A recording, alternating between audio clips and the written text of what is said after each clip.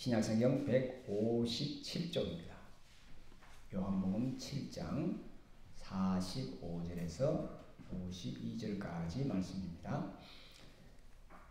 아랫 사람들이 대제사장들과 바리새인들에게로 오니 그들이 묻되 어찌하여 잡아오지 아니하였느냐. 아랫 사람들이 대답하되 그 사람이 말하는 것처럼 말한 사람은 이 때까지 없었나이다 하니, 바리새인들이 대답하되 너희도 미혹되었느냐. 당국자들이나 바리새인 중에 그를 믿는 자가 있느냐. 율법을 알지 못하는 이 무리는 저주를 받은 자로다.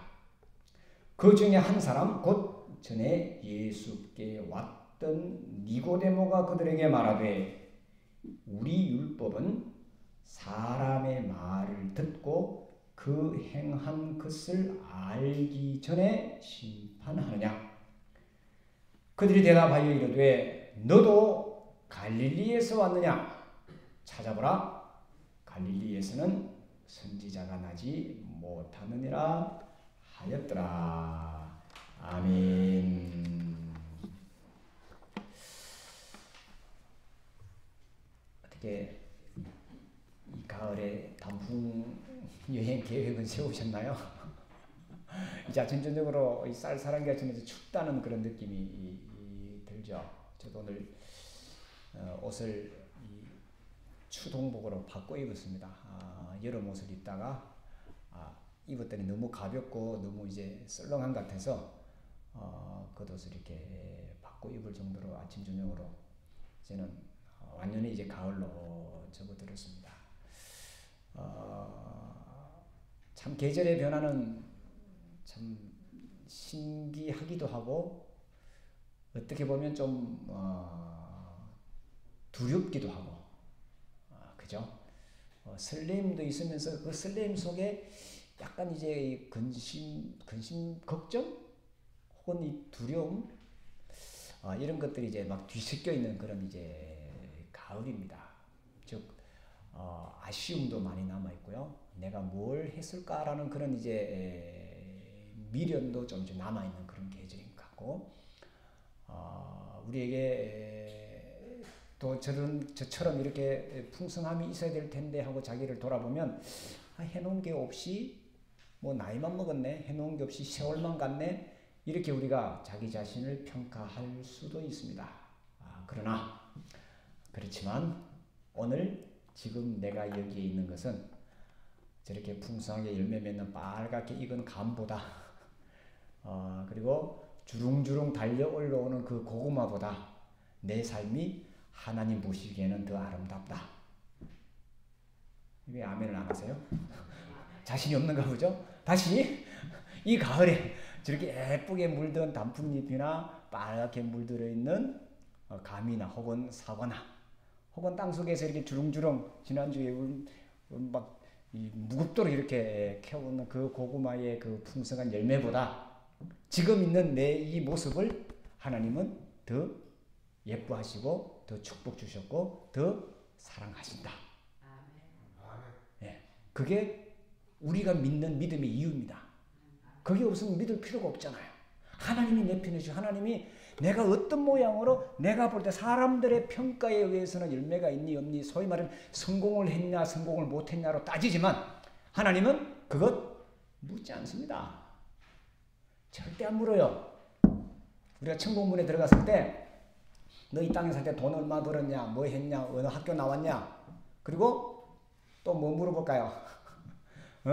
어떤 지위 가졌냐, 뭐 의사 했냐, 변호사 했냐, 대통령 했냐, 물을까요, 안 물을까요? 정말로 안 물을까요? 자신 있으세요? 그럼 자신 갖고 사세요. 우리 믿음이 그거잖아요. 근데 왜 우리는 자꾸 거기에 매달려서 살고 있냐라는 거죠. 오늘 이야기가 그 이야기예요. 우리가 7장을 전체를 우리가 이제 마무리를 하고 있는데 7장을 우리 한 2달 정도 이렇게 쭉 봤는데요. 7장의 큰 테마는 초막절이라는 큰 유대인의 명절에 예수님께서 하신 말씀과 유대인이 일어나는 그런 해프닝 여러 가지들을 이렇게 이야기하면서 이 주제는 뭐냐? 예수가 그리스도냐 아니냐 이것을 따지는 그 목적입니다. 예수님이 누구냐? 도대체 시골에서 온 저 양반이 도대체 하나님이 보내신 하나님의 사람이냐 아니냐를 가지고 의견이 분분한 겁니다. 그래서 많은 사람들이 모였을 때 명절에 우리말로 하면 이제 추석이나 이 설에 사람들이 모여서 예수에 대해서 이러쿵저러쿵 평가를 하잖아요. 그리고 요즘 정치할 때도 그렇잖아요. 정치인들이 이제 추석이나 설에 보면 이제 내려가기 전에 이벤트를 많이 하잖아요. 뭐 누구는 어떻고 누구는 어떻고 뭐 국회의원을 뽑을 때나 대통령 선거를 할 때나 이슈를 이게 터뜨려 놓잖아요. 그래서 이 사람은 어떻고 저 사람은 어떻고 우리가 많이 이야기를 나누잖아요. 그런 이야기예요. 그래서 어떤 사람은 예수님이 정말 하나님이 보내신 분이다. 어떤 사람이 오더라도 이 사람만큼 이런 놀라운 일을 할 사람이 없다. 라고 이제 평가를 하는 반면 또 다른 사람은 아니다. 저 사람은 협작꾼이요. 저 사람은 사기꾼이요. 저 사람은 아무것도 아니다. 시골 촌댁에 와서 이렇게 지금 떠들고 있을 뿐이다. 사회의 악이다. 잡아서 우리가 조용하게 시키거나 그 말을 못하게 해야 된다라고 생각하는 그런 부류가 있었습니다. 현대를 살아가는 것과 똑같이 어떤 사람은 지금 이쪽 편이 잘한다고 어떤 건 이쪽은 못한다 하고 입장이 바뀌어놓으면 또 이제 서로 하는 것과 거의 유사한 그런 모습입니다. 자, 예수님을 바라보는 평가가 늘 성경에 나오는 그 부분은 늘 정치적이었고요. 늘 종교적이었고요. 늘 사회적이었습니다. 예수님을 바라보는 평가가. 그런데 예수님은 언제나 종교적이지도 않고 사회적이지도 않고 그리고 정치적인 그런 의도 없이 하나님의 말씀을 전했다는 거죠. 이 순수한 하나님의 말씀 예수님께서 가르치시는 그것을 받아들이는 사람은 누구나 아하 저분은 하나님이 보낸 사람이겠구나. 저분의 말씀은 들어볼 가치가 있구나. 라고 예수님에게 그 말을 기울였다는 거죠. 많은 사람들이 이렇게 예수님에게 호감을 갖고 예수님에게 다가오자 당시에 오늘 본문에 보면 당국자들이라는 말이 나오죠. 당국자들이나 바리새인들 즉 당시에 지배층 있는 사람들이 예수님에 대해서 불안감을 느끼고 예수님에 대해서 적대감을 표시하기 시작했습니다. 그래서 우리가 요한복음을 지금 7장까지 이렇게 읽어오면서 앞쪽에 보면 이 당국자는 어떻게 하면 예수님을 죽일까? 어떻게 하면 예수님을 체포해 올까? 어떻게 하면 잡을까? 계속 고민하면서 잡으려고 사람들을 계속 파송을 합니다. 오늘도 보면 성전 경비원들을 보내서 예수님을 잡아오라고 보냈는데 지금 잡아오지 못했습니다. 그 이야기입니다. 즉 예수님께서 명절에 하나님 나라의 말씀을 전하자 많은 사람들이 예수님에 대해서 호감을 갖고 하나님이 보낸 선지자가 그리스도가 혹시 아니냐 그리고 그분이 하는 말씀을 우리가 좀 더 들어보자 하고 예수님에게 가까이 오자 당시 지도자들 즉 하나님의 말씀을 전했던 사람들 혹은 하나님 말씀을 율법을 가르쳤던 사람들 혹은 제사 제도를 그에 이어갔던 사람들 혹은 로마와 합작을 해서 이 기독권을 유지했던 그 사람들이 예수님을 잡아서 정죄하고 벌하고 또 사람들 앞에서 예수님을 이제 없애려고 하는 그런 큰 이제 두 부류가 두 이제 기류가 있었던 거죠. 그래서 당시 이제 기독권을 갖고 있는 사람들이 이제 예수님을 체포해 오라고 사람들을 보냈는데 그 체포하러 간 사람들이 돌아와서 한 이야기입니다. 그래서 그러면서 거기서 일어난 해프닝을 오늘 이 요한복음 7장 52절, 45절에서 52절까지 이렇게 나와 있습니다.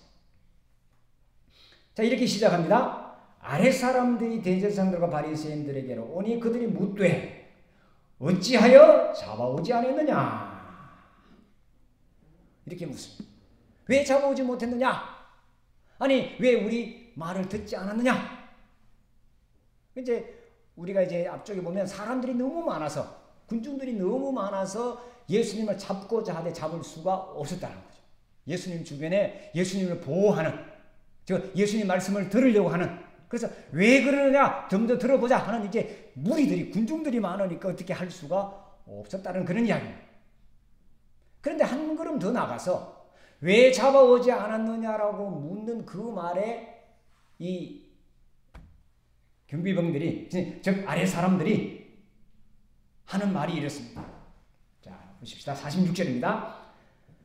아래 사람들이 대답하되 그 사람이 말하는 것처럼 말한 사람이 이때까지 없었습니다.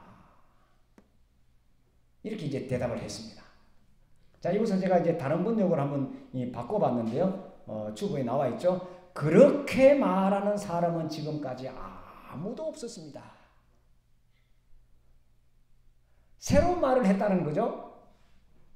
아니, 같은 말인데 새롭게 해석을 했다고 해야 될까요? 즉, 지금까지 이 성전 경비병들이니까 성전에서 얼마나 많은 말을 들었고 얼마나 많은 소위 말하는 설교를 들었으며 얼마나 많은 그 제사를 지낼 때 이렇게 옆에 있었겠습니까?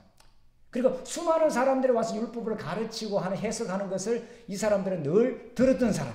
그런데 아니, 예수님께서 저분이 하시는 말씀을 우리가 지금까지 들어본 적이 없습니다. 이렇게 대답을 했습니다. 왜 못 잡아왔느냐? 예. 지금까지 그렇게 말씀하시는 분을 우리가 보지 못했습니다. 즉, 우리는 예수님에게서 죄를 찾을 수가 없었습니다. 이 이야기입니다.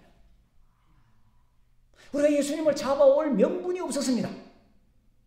이 이야기죠. 마태복음에 보면 우리가 지금 오늘 이제 교동문에서 읽은 것처럼 산상수훈이 나오죠. 마태복음 5장, 6장, 7장에 이제 예수님의 말씀을 아주 요약해서 이제 기록한 그 말씀인데요. 예수님이 이렇게 말씀을 다 전하시고 나자 사람들이 예수님에 대한 평가를 이렇게 합니다. 마태복음 7장 28절, 29절 제가 다시 읽어볼게요. 예수께서 이 말씀을 마치심에 무리들이 그의 가르침에 놀라니 이는 그 가르치시는 것이 권위 있는 자와 같고 그들의 서기관들과 같지 아니함이라. 자, 그러니까 사람들이 듣기가 이러니 그 사람에게서 우리가 이상한 것을 발견하지 못했습니다. 오로지 하나님께서 말씀하시는 것처럼 하나님의 권위로 우리들에게 말씀하시니 그 말씀에 우리가 뭘 받았습니까? 뭘 받았다? 감동받았습니다. 지금 우리말로 하면 은혜 받았습니다. 그래서 못 잡았습니다. 이렇게 되는 거죠. 자, 상황을 보십시다. 이제 위에 있는 명령권자가, 이 기득권자가, 지배자가 이제 위 아래 사람을 보내서 저 예수를 잡아와라. 잡아서 우리가 신문을 하고 우리가 정죄를 해야 되겠다. 예수를 체포해와라.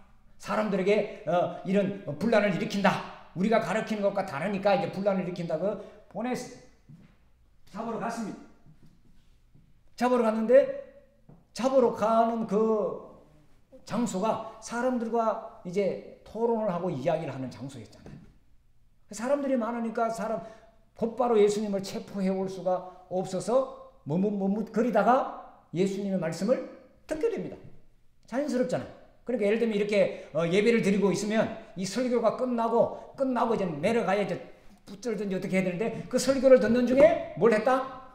감동을 받았어요. 예수님 말씀에 은혜를 받았어요.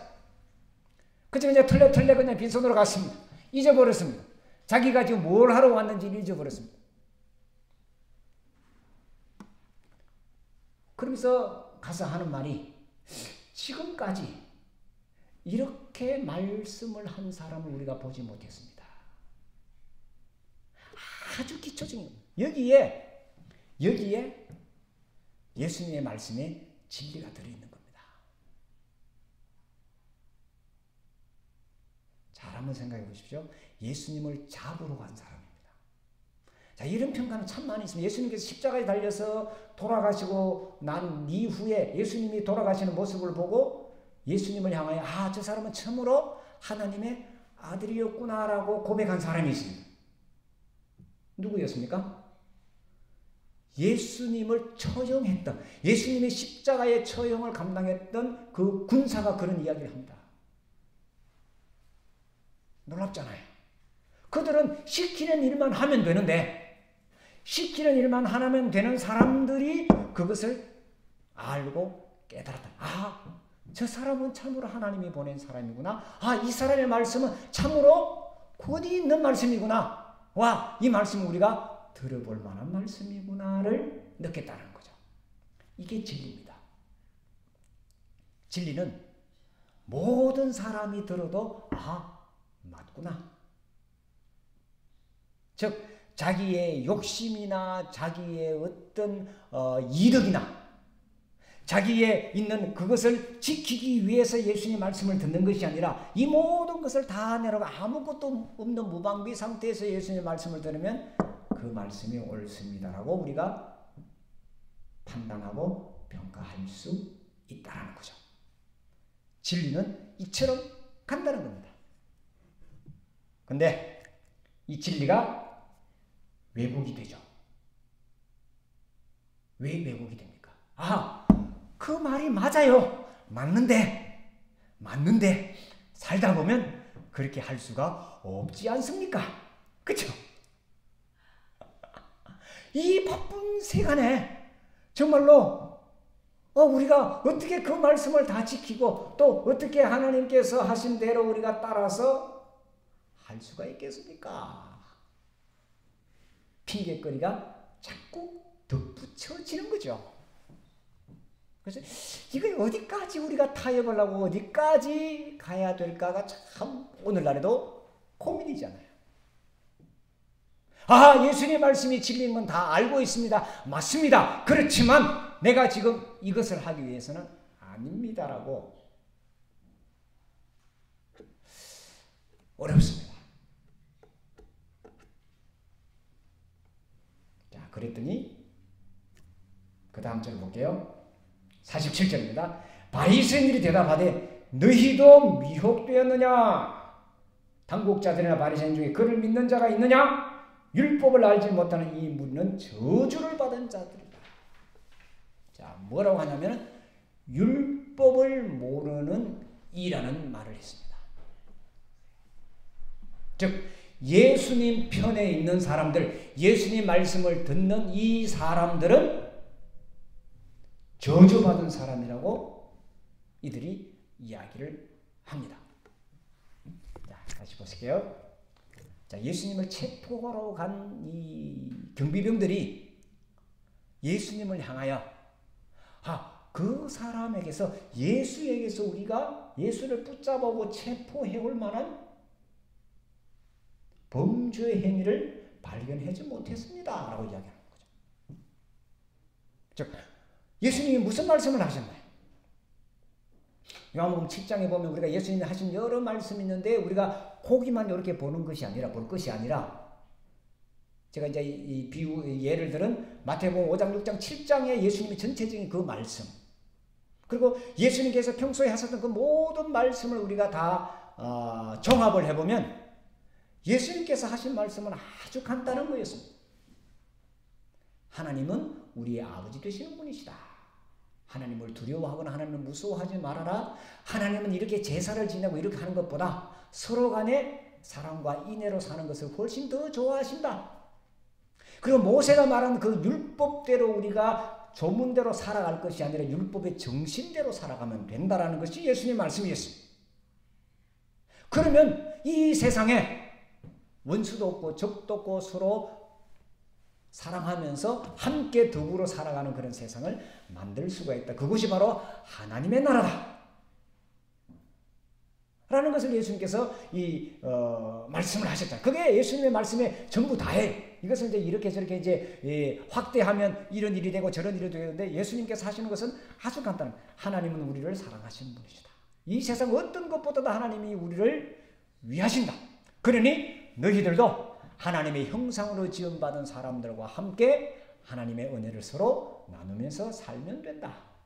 있는 자든 없는 자든 그러면 이 세상에 참된 평화와 기쁨이 오지 않느냐는 것이 예수님의 가르침의 전부였습니다. 맞는 말이잖아요. 그렇잖아요.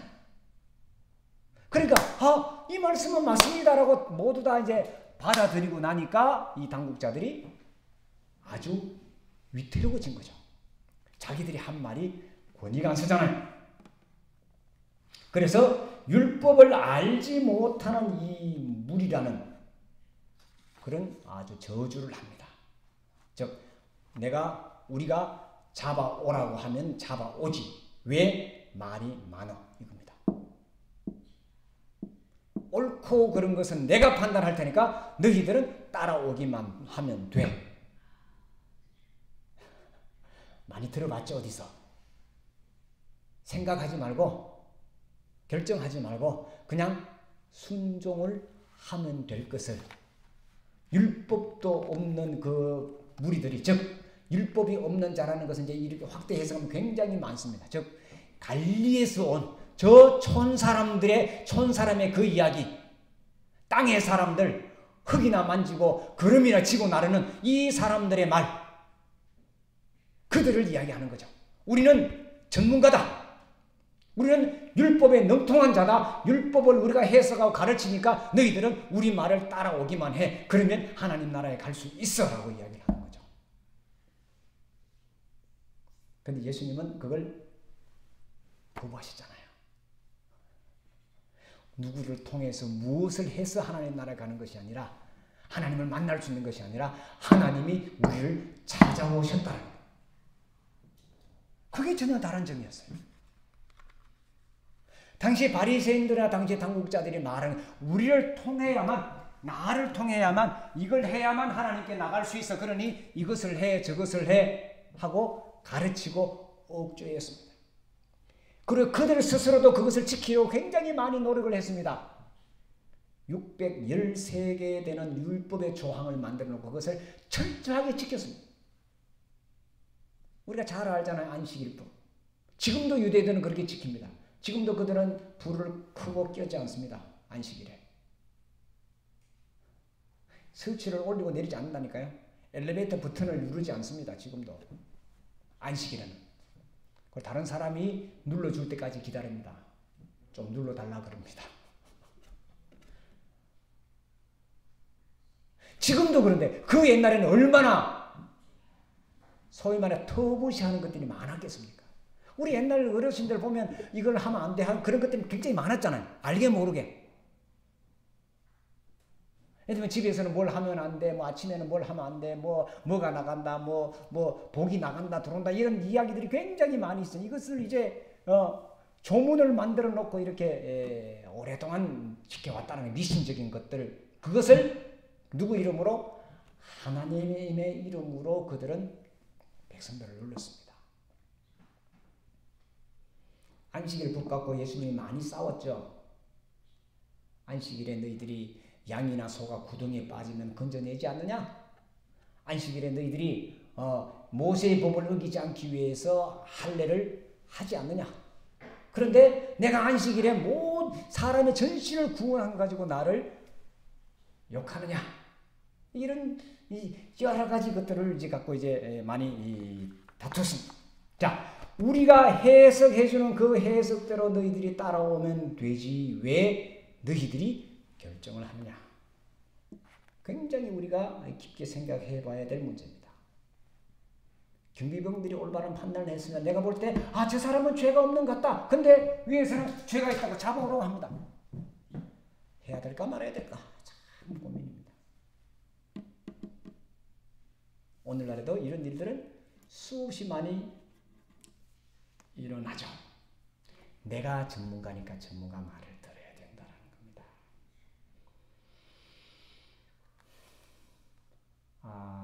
조금 여담입니다만 우리 바로 이제 사거리 나가면 이제 명지성모병이라 크게 이제 요거 지금 몇 년 안 됐죠, 그죠?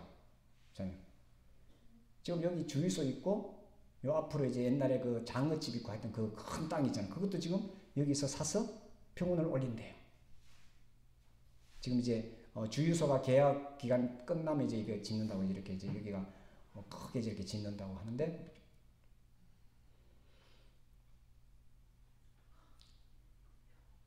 그러니까 의술이 발달하고 의사들이 그거 하면 이 병이 점점 없어져야 되는데 그러니까 과학이 발달할수록 병원은 망해야 되는 거잖아요. 제가 잘못 이야기한 건가요? 과학이 발달할수록 병원은 점점 없어져야 이게 정상인데 과학이 발달하고 의술이 발달할수록 병원은 점점 커져 나가는 거죠. 도대체 어떻게 봐야 될까? 한 예로 이 전문가들이라는 거죠. 이 모든 우리의 병에 대해서는 우리가 전문가라면 우리 말을 들으라고 계속 이야기를 하는데 듣고 따라가다 보니 뭔가 좀 이상하다는 그런. 그리고 의사 수는 절대로 늘리지 않고요. 의사 수 늘리는 것 갖고 한참 시끄러웠죠. 지금도 딱 묶여 있습니다. 요만큼만. 가장 과학적이라고 하는 과학자들의 그 모습에서 과학을 발견할 수가 없는 세상이고, 가장 정치적으로 이야기를 한다 하면서도 그 속에 정치가 없고 계파 싸움만 있고, 이런 건 뭐 우리가 너무 많이 보잖아요. 그 이야기예요. 이 율법이 없는 사람들, 저주받은 사람이라고 위에서 이야기하면 그래 우리는 저주를 받았구나 하고 쫄래해서 따라옵니다. 자, 그런데 한 사람이 나타납니다. 제가 제목으로 적은 니고데모라는 사람이 나타납니다. 니고데모가 나타나서 이런 말을 합니다. 아주 소심한 반격을 합니다. 한번 보세요. 뭐라고 했냐면은 그 중에 한 사람 곧 전에 예수께 왔던 니고데모가 그들에게 말하되 우리 율법은 사람의 말을 듣고 그 행한 것을 알기 전에 심판하느냐. 자, 이전까지는 당국자들이나 우리 바리새인 중에는 예수 편을 드는 사람이 아무도 없다. 그러니 예수는 죄인이고 예수는 잡아서 처치를 해야 된다라고 생각을, 그게 맞다라고 윽박지르는데 그 안에서 네 분이 일어난 겁니다. 네 분이라기보다 우리가 율법을 이야기하는데 그 율법에도 절차와 순서가 있지 않느냐, 그것대로 지켜야 되지 않느냐. 아주 소심한 겁니다. 예수가 죄가 있다 없다가 이야기를 하는 게 아닙니다. 적어도 이것은 우리가 따라가야 되지 않느냐고 이야기를 합니다. 참 의미하는 바가 많습니다. 과학이라는 것, 또 의술이라는 것, 종교라는 것, 그 모든 것들이 틀에 박혀서 이렇게 계속 이야기, 우리는 그것을 의심 없이 계속 그대로 받아들여 왔지만 이 경비병들처럼 생각을 해보는 거죠. 글쎄 없던데요. 죄를 찾을 수가 없었어요. 또 니고데모처럼 그래? 그렇지만 우리 율법에 이야기하는 것은 어떤 사람을 죄를 물으려면 체포해 오는 것이 아니라 그 사람을 불러다가 조용히 불러다가 모셔다가 우리가 함께 토론을 해보고 그 사람의 이야기를 들어보고 그 사람의 행동을 보고 우리 율법에 어긋나면 그때 우리가 정죄를 해야 되지 않느냐는 거죠. 근데 이 니고데모의 이야기는 소위 말하는 콧방귀도 안 끼는 거죠. 그 뒤에 보십시오. 봐라, 내도 갈릴리 사람이냐 핀잔을 주는 거죠. 갈릴리에서 무슨 선지자가 난다고 보았느냐. 뭐예요? 출신을 따지고 그 사람이 소위 말하는 이 자격증이 있느냐, 무슨 시험을 통과했느냐, 어디 대학을 나왔느냐. 지금 오늘날 사회가 똑같습니다. 그리고 이 니고데모가 이야기하고 경비병들이 바라본 진리는 묻혀졌다기보다 묵살되고, 결국은 예수님은 그 다음 장 이제 뒤로 넘어가면 체포당해서 재판이라는 재판도 없이 자기들은 율법에 의해서 예수님을 처형한다고 했지만 우리가 잘 알죠. 예수님이 어떻게 처형당했습니까? 로마의 법에 의해서 맡깁니다. 굉장히 웃기는 이야기죠. 그렇잖아요. 하나님을 모독했다, 그리고 우리 율법을 무시했다라고 이야기를 해놓고도 예수님을 잡아다가 로마에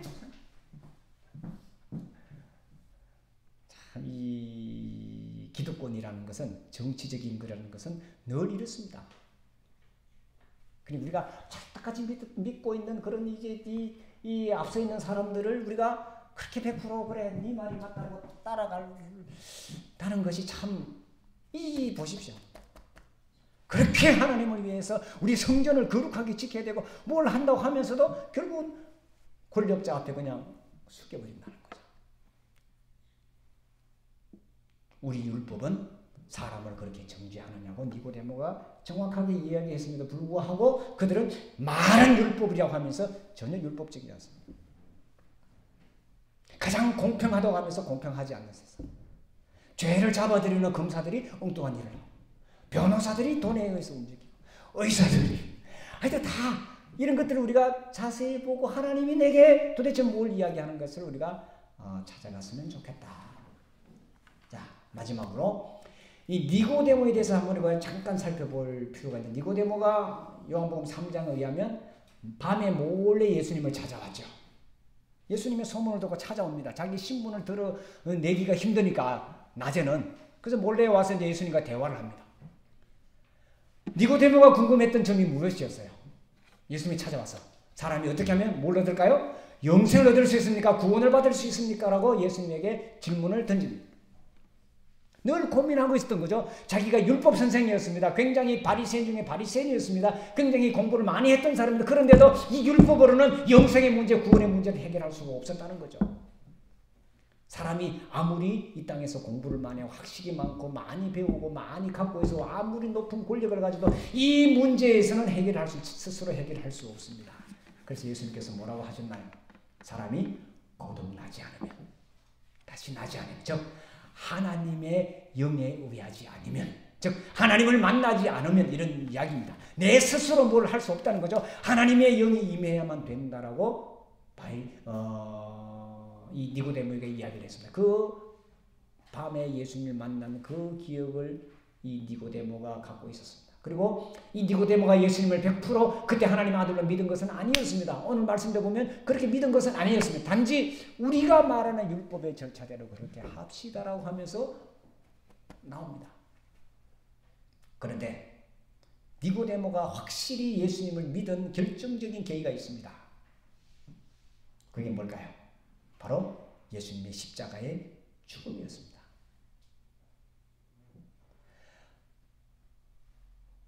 요한복음 19장에 보면 예수님이 이제 십자가에서 돌아가시고 난 이후에 니고데모가 한 행동이 나옵니다.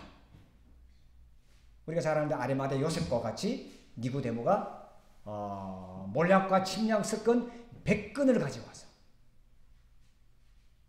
이 몰약과 침략은 이 미라를 만드는 그런 재료라고 합니다.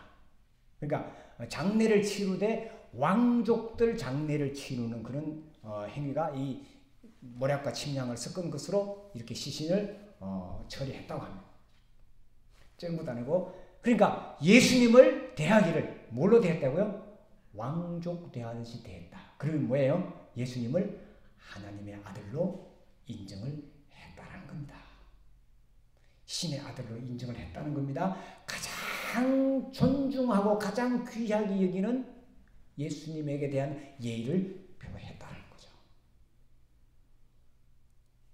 자, 우리가 신앙생활을 하는 것, 우리가 예수님을 따라가는 것,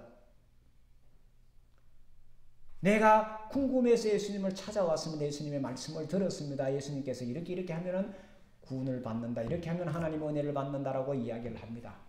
그러나 우리는 그것을 쉽게 받아들일 수가 없습니다. 왜? 우리의 삶에서 늘 결정하고 또 우선순위에 밀리기 때문입니다. 그렇지만 예수님의 십자가를 경험하고 나면, 예수님의 죽음을 경험하고 나면 이제는 예수님을 향한 최고의 예우 혹은 예수님을 향한 최고의 고백을 하게 되는 겁니다. 오늘 예배하는 우리 모두는 이 경험을 이미 다 한 사람들이잖아요. 그렇죠? 그러니 우리가 살면서 다가오는 걱정과 염려와 불안과 그 모든 그것들을 해결하고 또 그것들을 극복할 수 있는 힘이 십자가에서 만나는 예수님에게 있다라는 거죠. 예수님이 우리의 구원이시구나, 예수님이 우리의 진리였구나, 예수님의 말씀이 진짜였구나를 알게 된다는 겁니다. 그것을 우리가 알고 있습니다. 그리고 그것을 우리가 잊어버리지 않기 위해서 매주 나와서 다시 확인하고 확인하는 거죠. 하나님, 내가 지금까지 사는 게 잘 살아왔죠? 내 앞으로도 더 잘 살겠습니다. 어떻게 하겠습니다? 고백하고 결단하는 것이 우리의 모습입니다. 자, 오늘 지금 여기에 우리가 있다는 것은 하나님이 우리를 가장 귀하게 여기신다는 증거입니다. 내가 지금 살아있다는 증거가. 그런 힘과 믿음으로 우리의 걸음을 옮겨갔으면 좋겠습니다. 오늘 니고데모가 소심한 이렇게 반격을 하지만 결국 니고데모도 놀라운 역할을 하잖아요. 그리고 이 니고데모의 이름이 수천 년을 지난 우리에게도 기억될 만한 그런 놀라운 예수님의 숨은 제자가 됐잖아요. 우리에게도 이런 기회는 얼마든지 있고 얼마든지 우리가 지금 하고 있다는 것을 기억하면서 예수 그리스도께서 하신 그 말씀, 지금까지 여러 사람들이 했던 그 말보다 우리가 새로운 말이었습니다. 은혜였습니다. 진리였습니다. 하나님의 선지자로서 한 말씀입니다라고 믿었던 경비병들처럼 우리의 믿음이 변치 않고 또 우리가 구원함의 확신을 가지고 한 날 한 날 나아갈 수 있었으면 좋겠습니다.